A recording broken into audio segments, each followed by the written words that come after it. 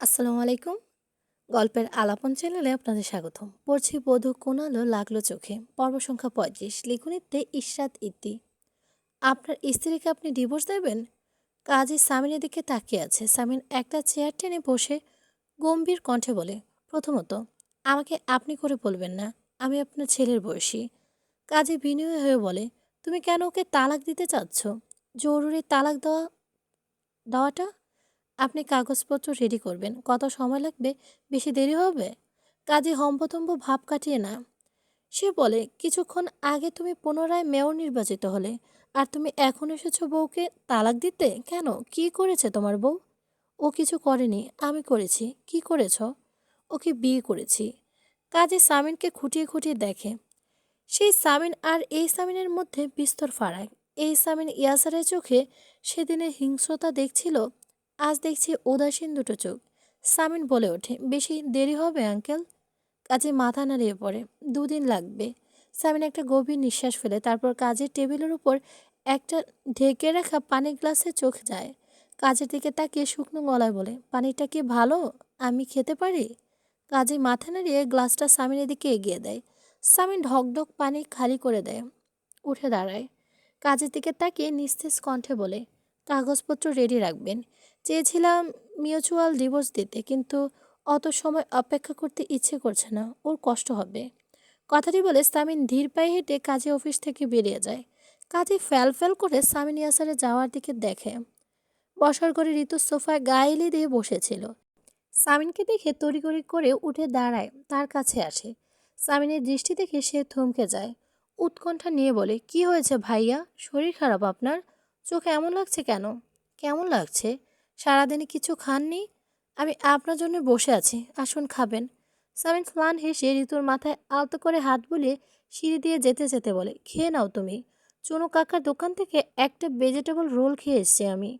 ঋতু থমথমে মুখ নিয়ে সামিনের যাওয়া দেখে। ওই শুভ্র পাঞ্জাবি গায়ে বলিষ্ঠ শরীরের মানুষটা, তার জন্য ভীষণ কষ্ট হয়, ভীষণ। উত্তপ্ত দুপুর, গরমে ঘেমে নিয়ে একাকার হয়ে দাঁড়িয়ে আছে, ওড়না দিয়ে মুখ মুছে এদিক ওদিক তাকায় আলো। হিয়া বলে, চল, রিক্সার জন্য দাঁড়িয়ে থেকে লাভ নেই। আজ বোর্ড পরীক্ষা, সবাই হাই স্কুলের সামনে গিয়ে বসে আছে বোধহয়। মাত্র 15 মিনিটের রাস্তা, চল হেঁটে যাই। আলো ক্লান্ত চোখে হিয়ার দিকে তাকিয়ে নিষ্পাণ গলায় বলে, চল। দুজনেই হাঁটতে থাকে। কিছু পথ যেতেই নীরবতা ভেঙে হিয়া বলে ওঠে, শেষ পর্যন্ত তো সিদ্ধান্তই থাকলো, কি বলিস? আলো চুপ করে থাকে। হিয়া বলে ওঠে, মা সবসময় আমাকে বলতো, একটু আলোর মতো হতে পারিস না? তখন আমি ভাবতাম, ইস, আমি যদি তোর মতো হতে পারতাম। কিন্তু এখন আমি মোটেও তোর মতো হতে চাই না। ভয় হয় আমার তোকে দেখলে। আলো এখনও নিশ্চুপ। হিয়া আলো নীরবতা দেখে তার দিকে তাকায়। কলেজ গেটের ডান পাশে সৈকত নসীনের হাত ধরে দাঁড়িয়ে আছে। নসীন কোনো নড়াচড়া করছে না, কিন্তু তার চোখে মুখে ভয় ছাপ স্পষ্ট।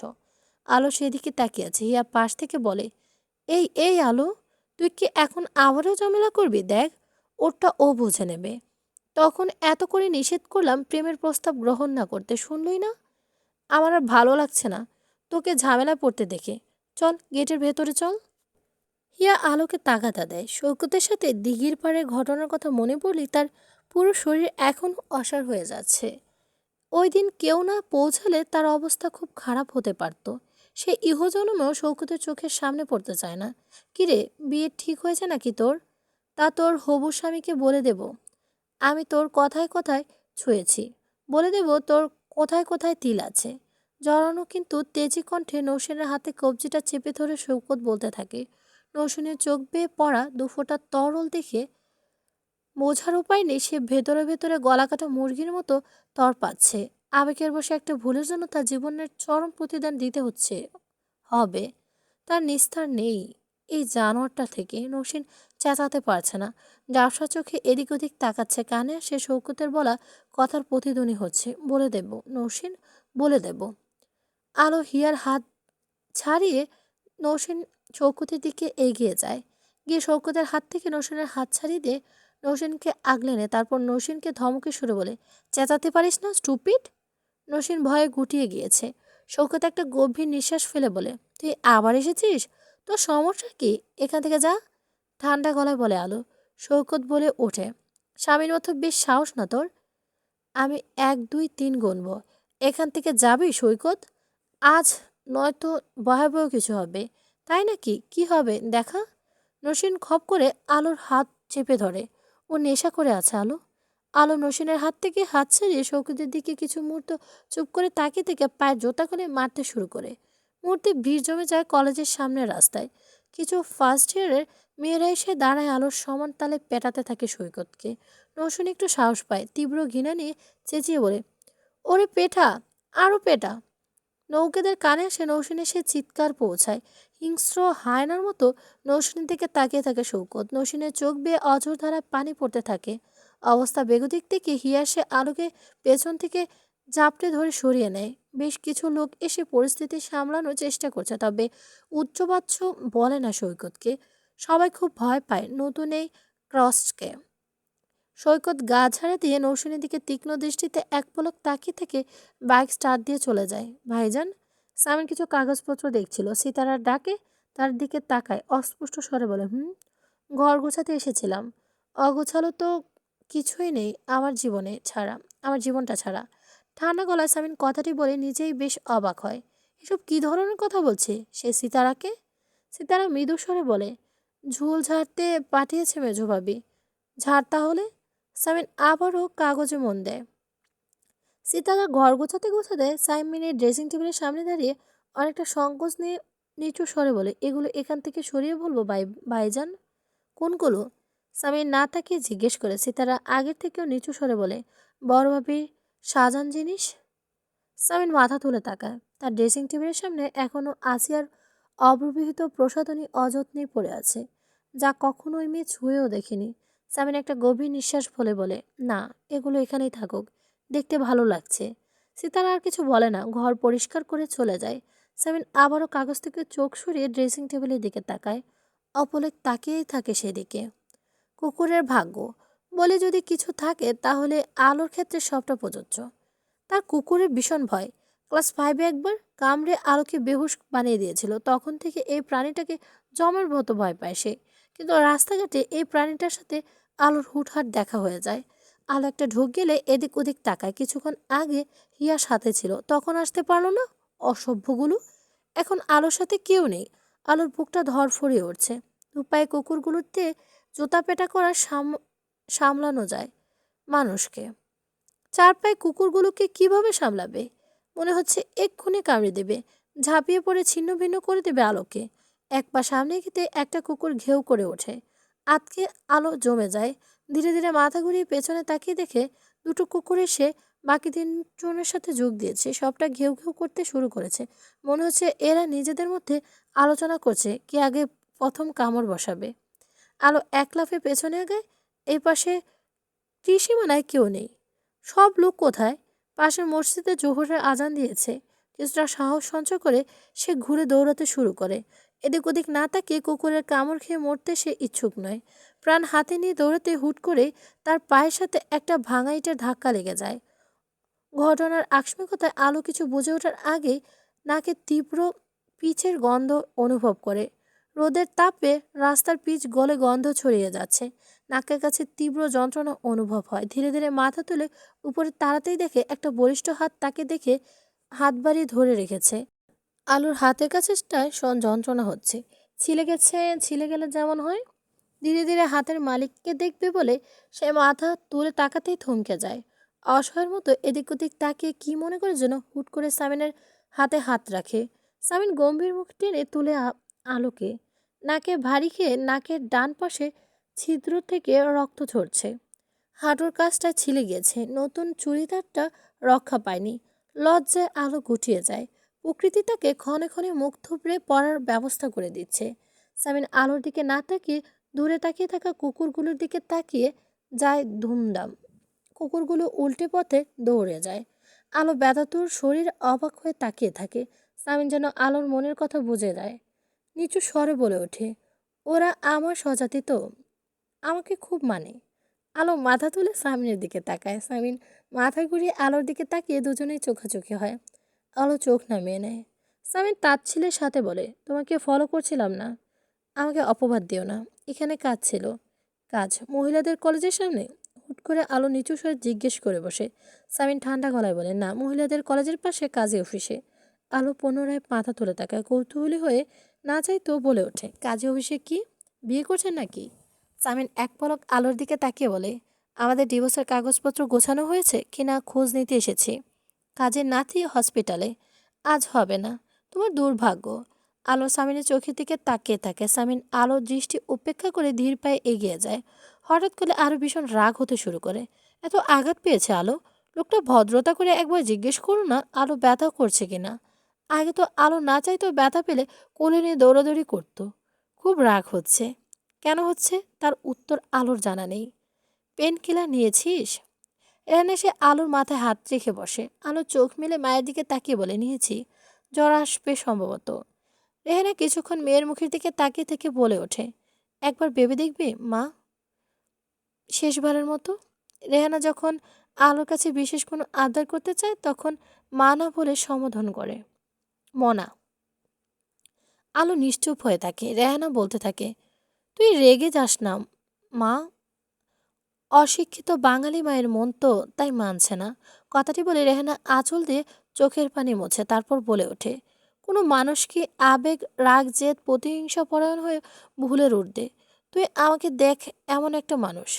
আলো চুপ করে মায়ের কথা শুনতে থাকে। রেহানা আলো নির্জীবতা দেখে একটা দীর্ঘ নিঃশ্বাস ফেলে উঠে দাঁড়ায়। দরজার বাইরে আতর আলম দাঁড়িয়েছিল। রেহানা নিজের স্বামীকে দেখে কয়েক মুহূর্ত দাঁড়ায়, তারপর চলে যায়। আজকে ডেলিভারি দিয়ে আর কাজ নেই। আমি অর্ডার নিইনি। আমার সেকেন্ড ইন কোর্স এক্সাম কাল।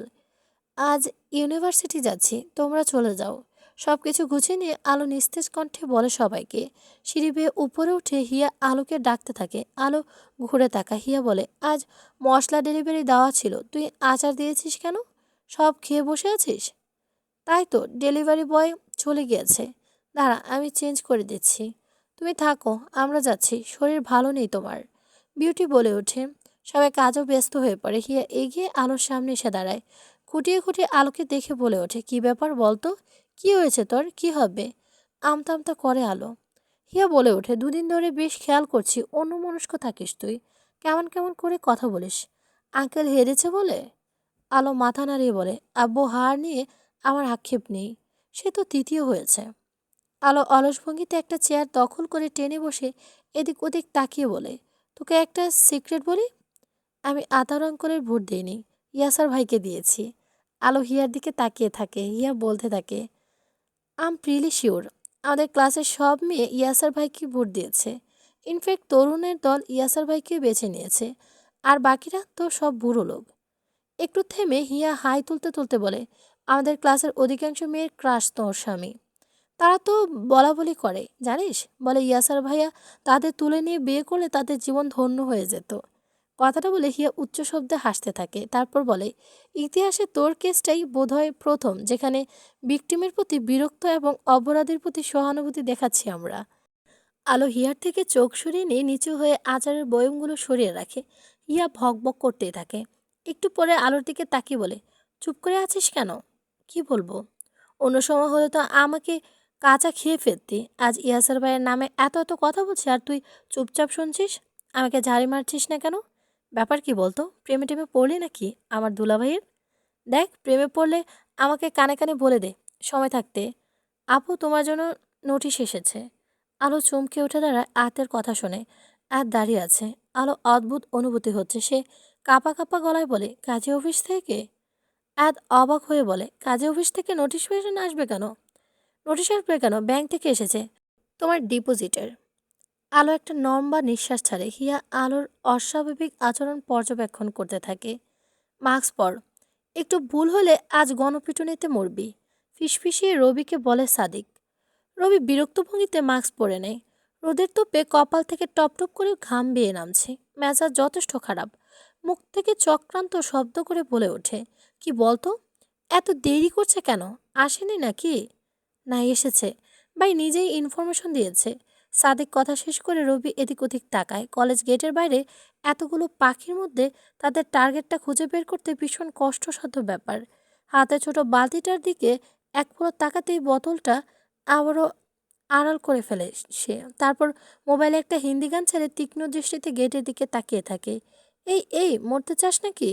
আলোকে ধাক্কা দিয়ে সরিয়ে দেয় নৌসিন। হুশ করে পাশ থেকে একটা মিনি ট্রাক চলে যায় আলোর। বুকে হাত দিয়ে বড় বড় নিঃশ্বাস নিয়ে যাচ্ছে। নৌসিন আলোর হাত ধরে রেখেছে। নিজেকে সামনে নিয়ে আলো নৌসিনের দিকে তাকিয়ে শুকনো গলায় বলে, থ্যাঙ্কস। নৌসিন আলোর হাত ধরে বলে, কি হয়েছে তোর? পুরো ক্লাসে অন্যমনস্ক ছিলি, একটু হলে আজ ট্রাকের নিচে পড়ে মরতি, সমস্যা কোথায়? আলো মাথা নাড়িয়ে অস্পষ্ট স্বরে বলে, কিছু না।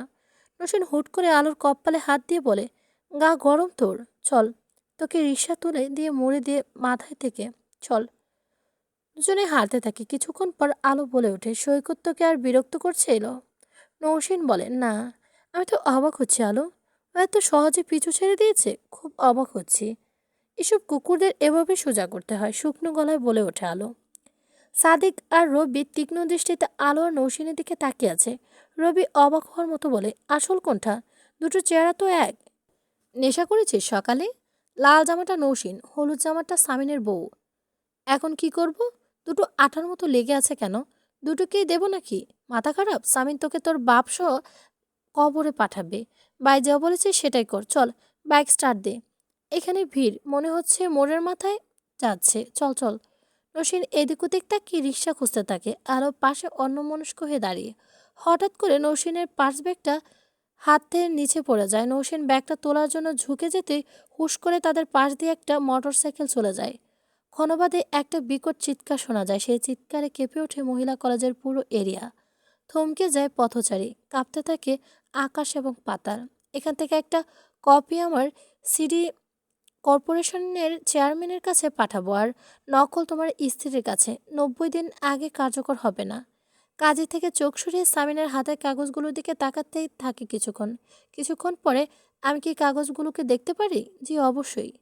কাজী কাগজগুলোকে এগিয়ে দেয়। সামিন কাঁপা কাঁপা হাতে কাগজগুলো নিয়ে দেখতে থাকে উল্টে পাল্টে।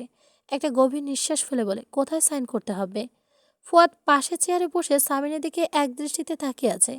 কাজে একটা কলম এগিয়ে দিয়ে বলে, এই যে, নিচের দিকে। সামিন কাজের থেকে কলমটা নিয়ে ফুয়াদের দিকে তাকায়, তারপর স্লান হেসে বলে, কাগজে সাইন করতে যায়। পরক্ষণে কাজের দিকে তাকিয়ে বলে, আঙ্কেল, আরেকটা কলম দিন, এটাতে সম্ভবত কালি নেই। কাজে মাথা নেড়ে ড্রয়ার খোলে। ফুয়াদ সামিনের দিকে তাকিয়ে বলে, তোর ফোন বাজছে, কথা পরে কথা বলবো। আরে রিসিভ কর, ইম্পর্ট্যান্ট কিছু হবে। সামিন ক্লান্ত ভঙ্গিতে উঠে দাঁড়িয়ে পাঞ্জাবির পকেট থেকে ফোন বের করে। রনি ফোন দিচ্ছে। সামিন ফোনটা রিসিভ করতে ওপাশ থেকে রনি কাঁপা কাঁপা গলায় বলে, ভাই ভাবি। রনি, আমি তোদের বলছি ওকে ওর মতো ছেড়ে দে, কোনো বিরক্ত করিস। রনি একটা গভীর নিঃশ্বাস ফেলে বিকট চিৎকার করে বলে, ভাই, ভাবির গায়ে কেউ এসিড ছুঁড়েছে।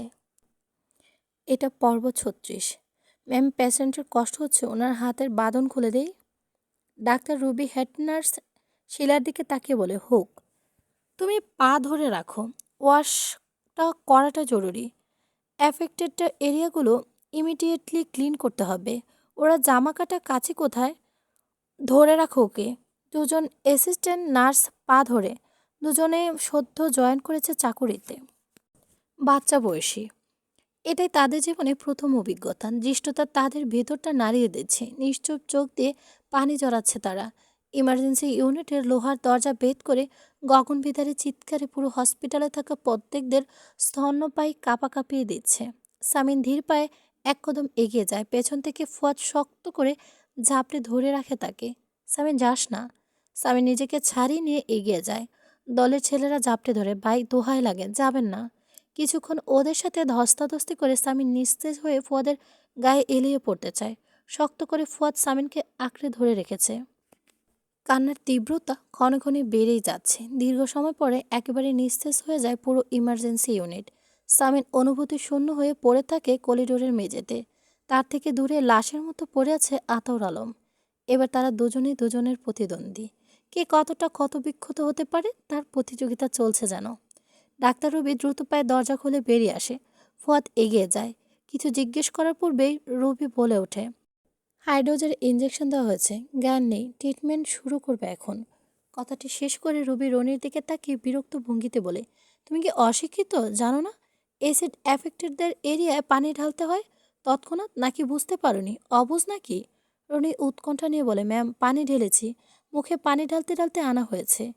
What nonsense! এসিড গায়ে লেগেছে আর তুমি মুখে পানি ঢেলেছ? গায়ে পর্যাপ্ত পানি ঢালা উচিত ছিল। রনি মিয়ে যায়। দূরে বসে মিহিসরে কেঁদেই যাচ্ছে নৌসিন। সামিন ক্লান্ত ভঙ্গিতে উঠে দাঁড়ায়। রুবির দিকে তাকিয়ে নিষ্পান গলায় বলে, ওকে বিদেশে পাঠানোর ব্যবস্থা করুন আন্টি। কথা বলুন, বোর্ড বসান, এক্ষুনি, এই মুহূর্তে। রুবি সামিনের দিকে তাকিয়ে ধীরে সুস্থে বলে, শান্ত হও। I can feel you. Treatment বিদেশে যেটা হবে এখানে ওকে সেটাই দেওয়া হবে। এটা একটা সময়ের লম্বা ব্যাপার। ট্রিটমেন্টের শেষে বুঝতে পারবো সার্জারি লাগবে কিনা। শান্ত হও তুমি। শরীরের বেশ কিছু স্থান অ্যাফেক্টেড হয়েছে। তার মধ্যে ওপর বোকামি করে কেউ পর্যাপ্ত পানি ঢালেনি গায়ে। পিঠের ডান পাশটায় হাতের কোনোই। শুনতে চাচ্ছেন আন্টি? নিস্তেজ কণ্ঠে বলে সামিন। রবি হাতের গ্লাভস খুলে বলে, just pay for her Samin. আমরা আমাদের সর্বোচ্চ চেষ্টা করব। রবি চলে যেতে সামিন উঠে দাঁড়ায়। এদিক ওদিক অসহায়ের মতো তাকে দেয়ালে হাত রেখে অনবদ্য ঘুষি মারতে থাকে। ফুয়াদ গিয়ে ধরে ফেলে তাকে। সামিন ঘন ঘন নিঃশ্বাস ফেলে বলতে থাকে, আমার জন্য। যা যা হয়েছে সব আমার জন্য। ওর লাইফে আমি একটা অভিশাপ ফুয়াদ। এসব কি বলছিস? তোর জন্য কেন হবে? চেঁচিয়ে ওঠে ফুয়াদ। এসব আমার শত্রুরা করেছে। আমি দায়ী ফুয়াদ। কতটা কষ্ট হচ্ছে ওর। আচ্ছা, রাস্তাও কেমন করছিল? নিশ্চয়ই গলা কাটা মুরগির মতো ছটফট করছিল। কথাটা বলে সামিন শেষ করতে পারে না। রনি এগিয়ে এসে বলে, ভাই, ছেলের দুটোকে ধরা হয়েছে, পুলিশ হেফাজতে আছে।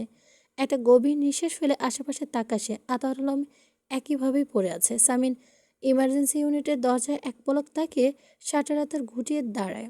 ফুয়াদ বলে, কোথায় যাচ্ছিস? কোনো জবাব না দিয়ে সামিন বেরিয়ে যায় হাসপাতাল থেকে।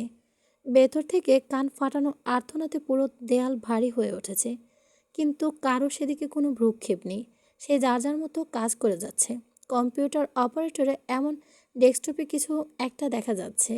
থানার কনস্টেবল সুধীর দাস রিমান্ডের রুমে দরজার বাইরে বন্দুক মেঝেতে ঠেকিয়ে দাঁড়িয়ে আছে। তার মুখ ভাবলেশীন। সামিন স্টপ! সামিন স্টপ! মরে যাবে ও। পেছন থেকে গায়ে সর্বোচ্চ শক্তি খাটিয়ে সামিনকে ফেরানোর চেষ্টা করছে সমীর। সাদিক লকআপের একপাশে মেঝেতে গুটিয়ে বসে আছে। ভয়ার্ত চোখে সে সামিনের তাণ্ডব দেখছে। রবিকে বুধ হয় শেষ করে ছাড়বে, তারপর তার পালা। সামিন রবির পা থেকে মাথা অব্দি পিষে দিতে চায়। রবি তীব্র আর্তনাদ করে ওঠে। সামিন চেঁচিয়ে বলতে থাকে, কি ক্ষতি করেছিলাম আমি তোর? তোর জন্মের প্রতিশোধ নিলি তুই? বল, মরার আগে কি বলে যা। সামিনকে ঝাপটে ধরে বলে, সামিন ছেড়ে দে ভাই। সামিন, এটা অন্যায়। আমার চাকরি চলে যাবে, বোঝার চেষ্টা কর। ওর রক্তবমি হচ্ছে। সামিনকে সমীরকে ধাক্কা দিয়ে সামিন রবির দিকে তাকিয়ে বলে, জবাব দে, তোর কি করতে করেছি আমি? ভাই ভাই, আল্লাহর কসম আপনার বউকে কিছু করতে চাইনি। আমাদের টার্গেট নৌসিন ছিল। হুট করে নৌসিন নিচু হয়ে গিয়ে আপনার বউর গায়ে লেগে গিয়েছে। ভাই, আপনার বউ কিছু করতে চায়নি। সামিন দাঁতের দাঁত চেপে বলে, গায়ের সমস্ত শক্তি দিয়ে রবির মাথা চেপে ধরে। সামিনের দিশা খুঁজে না পেয়ে কনস্টেবলকে ডেকে সামিনকে ছাড়িয়ে নেয়। সামিন হাঁপাচ্ছে। সমীর একটা চেয়ার টেনে সামিনকে বসিয়ে দেয়। গায়ে হালকা আকাশি রঙের শার্টে রক্তের ছোপ ছোপ দাগ। এক গ্লাস পানি নিয়ে খেয়ে নিস্তেজ হয়ে বসে থাকে। সমীর গিয়ে সাদিককে মারতে থাকে। নৌসিনকে কেন অ্যাসিড মারতে চেয়েছিলে? কার কথায়? জবাব দে। স্যার, শৌকত ভাই, শমশোর ভইয়ার ছেলে। কেঁদে ফেলে সাদিক। সামিন সাদিকের দিকে তাকিয়ে হিংস্র চোখ দুটো। এমন সময় সাদিকের ফোন বেজে ওঠে। সমীর গম্ভীর কণ্ঠে বলে, কে ফোন দিয়েছে? সাদিক কাঁপা কাঁপা হাতে ফোনটা তুলে নিয়ে বলে, সৈকত ভইয়া ফোন দিয়েছে স্যার। রিসিভ কর, আর যা যা শিখিয়ে দেবো সেটা বলবি। স্পিক আর অন কর। সাদিক মাথা নাড়ে। ফোনটা রিসিভ হতে ওপাশ থেকে সৈকত বলে, কিরে শালা, ফোন ধরছিলি না কেন? কাজ হয়েছে? তর পেটে ও তর পেয়েছে ও? রাস্তা রাস্তা লাফিয়েছে তাই না? গড়াগড়ি খেয়েছে? ওর সুন্দর মুখ চেপে ধরে সাদিক একটা ঢোক গিলে বলে, ভাই, একটা ভুল হয়ে গেছে। ভুল মানে? কি ভুল? ভাই, অ্যাসিড নৌসুনের মুখে ছুটতে গিয়ে ভুল করে সামিন ইয়াসারের বউ গায়ে লেগেছে। হোয়াট? আলো গায়ে? ভাই, কি হয়েছে? ওর মুখ পড়ে গিয়েছে? না ভাই, গায়ে লেগেছে, পিঠে। উপাস থেকে সৈকত পৈশাচে ঘাসের আওয়াজ শোনা যায়। কিছুক্ষণ হেসে বলে, মাত্র এত কম শাস্তি? এটা কিভাবে মানা যায়? অ্যাসিড না, ওকে তো রেপ করতে চেয়েছিলাম আমি। Gang rape. ওর মতো মেয়ের সাথে ওটাই করা উচিত। ওর তেজ এভাবে ভাঙা উচিত। ওর জোতার ময়লা মাখিয়ে দিয়েছিল আমাকে। আমি ওর শরীরে কলঙ্ক মাখিয়ে দিতাম। সামিন ইয়াসারের হাত কামড়াতো। শুনেছি ওকে ছেড়ে দিচ্ছে সামিন। তাহলে ভালোই হবে। আমরা আমাদের কাজ নির্বিঘ্নে করতে পারবো। আচ্ছা আচ্ছা, তোরা চলে আয় আমার ক্লাবে ঘরে। নতুন দুটো বোতল আনিয়েছি, একেবারে আসলটা। নরসিংকে পরে দেখা যাবে। শওকত ফোন কেটে দেয়। সামিন তৎক্ষণাৎ উঠে দাঁড়ায়। সমীর আবারও সামিনকে ধরে ফেলে। কোথায় যাচ্ছিস? সামিন শীতল চোখে তাকায় সমীরের দিকে। সমীর চেঁচিয়ে বলে ওঠে, না, তুই একটু বাড়াবাড়ি করবি না সামিন। আমি ফোর্স পাঠাচ্ছি, আমি নিজে যাচ্ছি, তুই কিচ্ছু করবি না। তোর বউ hospital Samin, don't forget that. Samin পুনরায় চেয়ারে ধপ করে বসে পড়ে। বিড়বিড় করে বলে, সোরার বাচ্চাগুলো বুঝতে পারছে না ওরা আঘাত সামিনের বউকে নয়, সামিনকে করছে। চোখ খুলে রেহানা বিড়বিড় করে আলোর নাম ধরে ডাকতে থাকে। ঈশিতা এগিয়ে এসে রেহানাকে হাত ধরে বলে, আন্টি, ভাবি ঠিক আছে, ভাবি একেবারে ঠিক আছে, ঘুমাচ্ছে ভাবি, আপনি শান্ত হন। রেহানা চোখ দুটো বন্ধ করে ফেলে। চোখের কানির বেয়ে দুটোটা পানি গড়িয়ে পড়ে। ঠোঁট কেঁপে ওঠে। একটা দীর্ঘশ্বাস ছেড়ে বলে, জানো মা, জীবনদশা আমি এক ওয়াক্ত নামাজ ছাড়িনি, কখনো রবের কৃতজ্ঞতা জানাতে কার্পণ্য করিনি। সব প্রার্থনাকে আমি শুধু স্বামী সন্তান নিয়ে চেয়েছি, ভালো চেয়েছি। মেয়েটা আমার কিসে শাস্তি পাচ্ছে বলো তো? জীবনে কখনো একটা পিঁপড়াকেও কষ্ট দেয়নি, একটা মিথ্যা কথা বলেনি, অন্যায়ের সাথে আপোষ করিনি, তবু এত কষ্ট কেন ওর? ইতা চুপ করে রেহানার দিকে তাকিয়ে আছে। রেহানা অঝোর ধারায় কেঁদেই যাচ্ছে। সামিন উদাস চোখে মাথা ঘুরিয়ে চারপাশটা দেখছে। এখানে এই স্থানে শুরু হয়েছিল সব কিছু। এখানে একটা বিশাল মঞ্চ, জনসমুদ্রের উত্তাল ঢেউ ছিল, মুখের সামনে ছিল মাইক্রোফোন। হঠাৎ গালে কারো গালের স্পর্শ, হাতের স্পর্শ, ঘুরে তাকাতে চোখে পানি নিয়ে অগ্নিমূর্তি ধারণ করে দাঁড়িয়ে থাকা এক শ্যাম সুন্দরী, ছোটোখাটো দেখতে, মায়াবী, আধ্যাকার, চোখ দুটো রসগোল্লা সাইজের মতো বানিয়ে সামিনের দিকে ঘৃণা নিয়ে তাকিয়েছিল। সামিনের সামনে সে দৃশ্য পুনরায় ভেসে উঠতে সামিন আনমনেই হেসে ওঠে। সেদিন কী পরিমাণ নাক জমড়েছিল ওই তেজে মেয়েটার প্রতি, ইচ্ছে করেছিল খুন করে ফেলতে। আর আজ সে মেয়েটার জন্য তাকে খুন হতে হচ্ছে। অনুভূতি গলা টিপে সামিন ইয়াসারকে সত্তাকে খুন করে দিয়েছে প্রতিনিয়ত। একটা দীর্ঘশ্বাস ফেলে সামিন এগিয়ে যায়। পার্কের বেঞ্চিতে বসে থাকে চুপচাপ। হসপিটালে এখন যাবে না সে। তার আসিয়ার সাথে বোঝাপড়া আছে আজ। এত লোকের ভিড়ে সে তার আসিয়াকে কটু কথা শোনাতে পারবে না। ফোনের রিংটোন বেজে উঠেছে। সমীর ফোন। সামিন রিসিভ করে। কি ব্যাপার? কনস্টেবল পাঠিয়ে দিলি কেন মাঝ রাস্তায়? তুই হসপিটালে যাসনি? যাব। কি করছিস তুই? সামিন তেজি কণ্ঠে বলে, অন ওয়ে সামিন। সামিন একটা দীর্ঘশ্বাস ছেড়ে বলো, লাশ হলেও চাই। ডাক্তার রুবি এসে ফুয়াদের সামনে দাঁড়িয়ে বলে, সামিন কোথায়? কোথায় যেন বেরিয়েছে আন্টি। রুবি বলে, ট্রিটমেন্ট চলছে, চিন্তা করতে বারণ করো, সবাই আল্লাহর কাছে কৃতজ্ঞতা জানাও যে মুখের কিছুই হয়নি ফুহাদ। একটা মেয়ে মৃত্যু হওয়া ভালো তার থেকে। ফুয়াদ কিছুক্ষণ তাকিয়ে থেকে মাথা নাড়ায়। সামিন কোথায় গেল বুঝতে পারছে না সে। কোনো অঘটন ঘটিয়ে ফেলবে না তো আবার? থানায় ফোন দিয়ে কিছু জানতে পারলে না? ফোন বের করে আবারও সামিনের নাম্বারে ডায়াল করে। সামিন ফোন রিসিভ করে। ফুয়াদ বলে, কোথায় গিয়েছিলিস তুই? কি উল্টাপাল্টা করছিস? হসপিটালে রাতে আসবো। তুই কোথায় সামিন? আন্ডার কনস্ট্রাকশন এরিয়ার নিচে, টাওয়ারের। ওখানে কি করছিস? ফুয়াদ অবাক হয়ে জানতে চায়। স্বামীর ঠান্ডা গলায় বলে, স্মৃতির নাড়াচাড়া। মানে কিছু না। আমার শাশুড়ির জ্ঞান ফিরেছে। অদ্ভুত ফ্যামিলিতে জুড়ে গিয়েছে ভাই। একটা লোকও স্বাভাবিক নয়, কথা কথা জ্ঞান হারায়, কথা কথা স্ট্রোক করে। আর আমার বোর কথা কি বলবো, সে তো কাঁধে অল টাইম ঝামেলা নিয়েই করে। ফুয়াদ চুপ করে থাকে। সামিন বলে, ওনাদের বাড়িতে পাঠিয়ে দে, বলে দে ফ্রম নাও আলো is her husband responsibility. Phone কেটে সামিন চুপ করে বসে থাকে। সে এখন এ স্থানে আছে। এখানে কদিন ভয় দেখিয়ে আলোকে ডেকে এনে নিজের পা ধরিয়েছিল সামিন। এই রাগ মানুষকে কতটা নিচু কাজ করিয়ে নেয়। চুপচাপ কিছুক্ষণ বসে থেকে ক্লান্ত ভঙ্গিতে উঠে দাঁড়ায় সে। মাগরিবের আজান দিয়ে দিয়েছে। পরিত্যক্ত আন্ডার কনস্ট্রাকশন টাওয়ারটা থেকে বেরিয়ে আসে, মেইন রোডে দাঁড়িয়ে পড়ে। আশেপাশে লোকজন তাকে অদ্ভুত চোখে দেখছে। মেহর সামিনিয়া স্যারের এমন আলুথালু বেশি এখানে কি করছে? এখানে তার কাজ কি? পুলিশের সাথে বন্দুকযুদ্ধে বিরোধী দলীয় নেতা শমশের ভূঁইয়া ছোট ছেলে সৈকত ভূঁইয়া নিহত। আজ বিকেলে 5টা নাগাদ পুলিশের এক স্পেশাল টিম এর ক্লাবে খোঁজ নিয়ে বিপুল পরিমাণ মাদকদ্রব্য, অস্ত্র উদ্ধার করে। পুলিশ থেকে বাঁচতে পুলিশের দিকে গুলি ছড়ে, পুলিশকে আত্মরক্ষায় পাল্টা গুলি ছড়ে মারা যায়। তার লাশ পোস্টমর্টমের জন্য সদর হাসপাতালে নিয়ে যাওয়া হয়েছে। জানা গিয়েছে তে আজকে মহিলা কলেজ রোডে অ্যাসিডের কাণ্ডে মূল হোতা। ছেলের আকস্মিক মৃত্যুতে সুখ আর সইতে না পেরে হৃদরোগে আক্রান্ত হয় সাবেক mayor Shamsher Bhuiyan green life medical হসপিটালে ভর্তি হয়েছে। এখনও তার বড় ছেলে সাগর ভূঁইয়া এ ব্যাপারে মুখ খোলেনি। হসপিটালের ওয়েটিং রুমে হাত বেঁধে টিভি স্ক্রিনে তাকিয়ে আছে সামিন। তার মুখ ভাবলেশীন। সৈকত মৃত্যুর খবর লোকজনের মধ্যে গুঞ্জন শুরু করে গেছে। কোনো না কোনো কারণে সবাই খুশি হয়েছে খবরটায়। কম ত্রাস সৃষ্টি করেনি, গত কম আছে। কিশোর গ্যাং এ গড ফাদার ছে। কত অভিভাবকের অভিযোগ ছিল ওর নামে। এত অল্প বয়সে মাদক সাম্রাজ্য বিস্তার করে বসেছিল। ঘুরে ফিরে সবাই সামিন ইয়াসার মির্জাকে দেখছে, পরনে জিন্স প্যান্ট, গায়ে হালকা আকাশি রঙের শার্ট, শার্টে ছোপ ছোপ কালো কালো দাগ।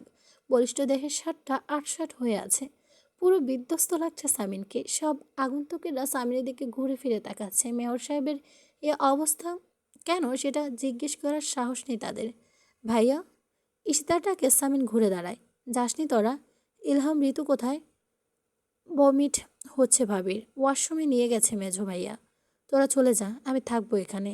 ইসমাম বেশ কয়েকবার ফোন দিয়েছে ভাইয়া, ও কি বলে দেব সব? না, শুধু শুধু টেনশন করবে, এমনিতেই মন খারাপ করে থাকবে সারাদিন। এটা একটা প্যাকেট সামিনের দিকে এগিয়ে দিতে দিতে বলে, শার্টটা পাল্টে নাও, তোমাকে বিশ্রী লাগছে। সামিন চুপচাপ প্যাকেটটা নিয়ে পাশে একটা বেঞ্চিতে রেখে দেয়। দূরে একটা বেঞ্চিতে আতর আলম চুপচাপ বসে আছে। সবাইকে বাড়িতে পাঠিয়ে দিয়ে সেও থেকে গিয়েছে। হাত বেঁধে দৃষ্টি মেঝের দিকে দিয়ে রেখেছে। সবাই চলে যায়। সামিল চুপচাপ করিডোরের একপাশে দাঁড়িয়ে আছে। সামিন জামিলের দিকে তাকিয়ে বলে, তোর বউকে কথা দিয়েছিলাম, তোকে একটা চামচামি করাবো না, কিন্তু তুই জন্মগত চামচা। তোর মধ্যে একটা চামচা চামচা ভাব আছে, ভাবই চলে গেল। যা এখান থেকে। জামিল কিছুক্ষণ তার বাইরের দিকে তাকিয়ে চলে যায়। হসপিটাল থেকে গিয়ে দুজন লোক, আতাউর আলম এবং সামিন ইয়াসার মির্জা। আতাউর আলমের মাথাটা বেশ ব্যথা করতে শুরু করেছে। কপাল দুটোর রগ ধপধপ করছে। হঠাৎ সামনে কেউ একটা ওয়ান টাইম চায়ের বোতল এগিয়ে ধরে। মাথা সামিনের দিকে দেখে কিছুক্ষণ তার দিকে তাকিয়ে থাকে, তারপর হাত বাড়িয়ে চায়ের কাপটা নেয়। সামিন নিজের জন্য এক কাপ চা এনেছে। চায়ের কাপ আতাউর আলমের থেকে কিছুটা দূরত্ব বজায় রেখে বসে পড়ে। দুজনে কয়েক মুহূর্ত চুপ থাকে। তারপর সামিন পরিস্থিতি স্বাভাবিক করতে বলে, এখানে ক্যান্টিনের চা একেবারে বিশ্রী, খুবই সস্তা চায়ের পাতা। মনে হয় সেসব চায়ের পাতা লাশের কফিনে দেওয়া হয় সেটা। চাটা বাইরে থেকে আনলাম। আতোয়ার আলম চায়ের চুমুক দেয়। সামিন এক পলক তার দিকে তাকিয়ে থেকে বলে, আপনার সাথে কখনোই খোলামেলা আলোচনা করা হয়নি। কি আলোচনা? আতোয়ার আলমের সামিনের দিকে তাকিয়ে জিজ্ঞেস করে। আমি আপনার অ্যাক্সিডেন্ট করাইনি, কান ভাঙানো হয়েছিল আপনার মেয়ের। আমি জামিলকে কোপানোর ব্যবস্থা করিনি, কান ভাঙানো হয়েছিল তোমার। দুজনে আবারও চুপচাপ। সামিনের দিকে তাকিয়ে আতর আলম বলে, তোমার ধারণা তুমি আমার মেয়েকে ভালোবাসো? হুম। তা আমার মেয়েকে কতটা ভালোবাসো তুমি? আপনি যতটা আপনার মেয়েকে ভালোবাসেন তার থেকে একটু কম। ঠান্ডা গলা জবাব দেয় সামিন। আতর আলম বলে, লাভ কি? তুমি একটা গুন্ডা। সামিন ফ্লান হাসে। আতর আলম সামিনের গায়ের দিকে তাকিয়ে বলে, গায়ে রক্ত কেন? কাকে কুপিয়ে এসেছ আবার? সামিন মৃদু হেসে চায়ের কাপটা বিনে ডাস্টবিনে ছুঁড়ে মারে, উঠে দাঁড়ায়। তারপর ক্লান্ত ভঙ্গিতে আলোর কেবিনের দিকে যায়। দরজার বাইরে থেকে 2 মিনিট ভেতরে তাকিয়ে থেকে পা বাড়ায় সামিন। পেছন থেকে ডাক্তার রুবিকে ডেকে ওঠে সামিন। সামিন ঘুরে তাকায়। রুবি বলে, কোথায় যাচ্ছ? ভেতরে, ওর কাছে। রুবি সামিনকে ভালো করে লক্ষ্য করে বলে, নো ওয়ে সামিন, ইনফেকশনের ঝামেলা আছে। তুমি নিজে জীবাণু নিয়ে ঘুরছো। কী অবস্থা তোমার? আন্টি, শার্ট পাল্টে আসি আমি? একবার প্লিজ। রুবি বলে, ঠিক আছে চলো, আগে সার্জিক্যাল পোশাক পরে নাও, তারপর ঢুকবে। হাই ডোজের ইঞ্জেকশন দেওয়া হয়েছে। পিঠের ক্ষতটা সবচেয়ে বেশি। যখন এসিড ছোড়া হয়েছিল তখন কয়েক মুহূর্ত আগে সে বালু ভর্তি ট্রাক চলে গিয়েছে ওদের পাশ থেকে। পেট্রোলের তীব্র গন্ধে আলো মুখে ওড়না চেপে ঘুরে গিয়েছিল। এসিডটা ছিটকে গিয়ে তার পিঠে পড়ে। আলোকে কাত করে রাখা হয়েছে। চুলগুলোতে বেনি করে দিয়েছে নার্স। পুরো শরীরে একটা সাদা চাদর দিয়ে ডেকে রাখা। ধীর পায়ে হেঁটে সামিন কিছুটা দূরত্ব রেখে একটা চেয়ার টেনে বসে পড়ে। দীর্ঘ সময় ধরে আলোর মুখের দিকে তাকিয়ে থাকে সে। উজ্জ্বল শ্যামনাবনের মুখটা এখন অতিরিক্ত ফর্সা লাগছে। আলো যদি এখন নিজেকে দেখতো তাহলে নিজেই বলতো, সাদামুলা। চুলে বাচ্চাদের মতো দুটো বেনি করে রাখা, ছোটোখাটো গুলগাল মুখটাকে আরও ছোট লাগছে। এখন আলোকে দেখে 26 বছরের কোনো ভদ্রমহিলা নয়, 17 বছরের কিশোরী মেয়েদের মতো লাগছে। এ পাতলা দুটো ঠোঁটকে কে বলবে? ওই ঠোঁট নেড়ে এই অভদ্র মহিলা কত কুৎসিত কুৎসিত গালি দেয় সবাইকে। চেহারার সাথে স্বভাব আচরণে কিচ্ছু যায় না মেয়েটার। চেহারা দেখে কতটা অবলা লাগে, আর আচরণ দেখে মনে হয় জেল ফেরত লেডি ড্রাগ মাফিয়া। সামিন আনমনে হেসে ফেলল। তারপর একটা গভীর নিঃশ্বাস ফেলে অস্পষ্ট স্বরে বলে ওঠে, কি বলছিলে সেদিন? বলেছিলে ইয়াসার মির্জা? চলুন তাহলে, একটা বাজি ধরা যাক। যদি ইলেকশনে আমরা জিতি তাহলে আমি যা বলবো তাই আপনি শুনবেন। আর যদি আপনি জিতেন তাহলে আপনি যা বলবেন সেটাই শুনবো। এটাই বলেছিলে তাই না? তারপর কি হলো? আমি জিতলাম। বাজি জিতে শর্ত মোতাবেক তোমার কথা শোনার কথা ছিল তাই না? আমি বলেছিলাম তোমাকে? তুমি ভালো থাকো। এটাই তাই না? এটাই তো শর্ত ছিল। তুমি আমার শর্ত মানলে কই? তুমি ভালো থাকলে কই তুমি? এ পর্যন্ত বলে সামিন থামে। তারপর আবারও বলতে শুরু করে। শর্ত ভাঙলে কি হয় জানো তো আসিয়া? যে শর্ত ভাঙে তার শাস্তি পেতে হয়। তোমাকেও শাস্তি পেতে হবে। তোমাকে তোমার স্বামী শাস্তি দেবে আসিয়া। কথাটা বলে সামিন চুপ হয়ে যায়। চাদরে ফাঁক দিয়ে আলো তার হাতের আঙুল বের করে আছে।